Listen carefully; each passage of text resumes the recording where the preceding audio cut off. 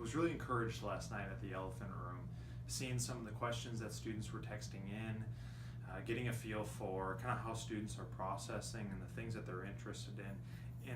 And you know, from many of them, I sense a desire to know what the Lord wills, to know His Word, and to want to live in light of it in various areas. And that's exciting. And I think the Lord is showing particular grace to a lot of our students. And I want you to be encouraged by that because you're a part of that.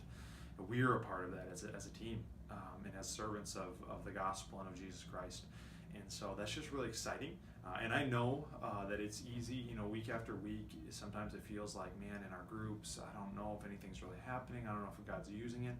God is using it. We don't always get to see the big picture right away, but He is accomplishing His purposes through it, and that He is moving in our students through you. And even just the continuing of going back to God's Word week after week, and looking at it as a group and discussing its application as a group, all of that is having an impact long term and affecting them and shaping them, realizing that God and the gospel and His Word are unique and that they are relevant, pertinent to life, and that they matter. They're incredibly important. And so I'm proud of you guys. I'm thankful for you guys. This coming week, we're going to be looking at Romans chapter 12. It's going to be the end of our series in Romans. And so Romans 12, a very popular passage, very common passage, I should say. And what we're going to see is that living righteously is rooted in the fact that we are made righteous, that we're declared righteous, justification by faith. And that by faith we live righteously, that it is meant to bleed into life. And if it doesn't, it probably means that we haven't actually been made righteous or declared righteous. But faith is supposed to come into life. We're going to see that it happens through grace. We're going to see that it happens through renewal, or through transformation, which comes from the renewal of our minds, the making new of our minds, the change and growth that happens in our minds.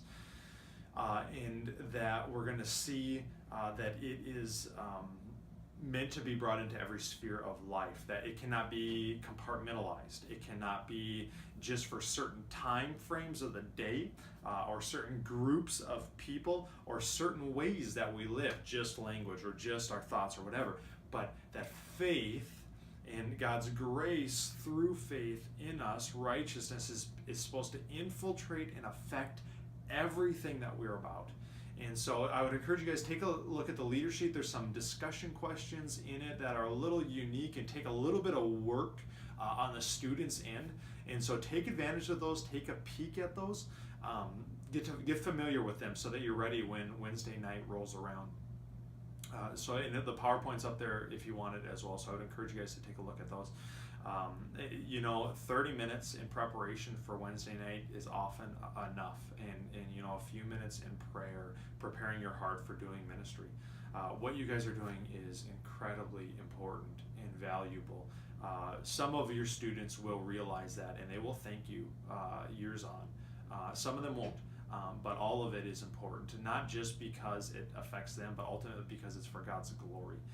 That He is honored in our service. He is honored in what we do.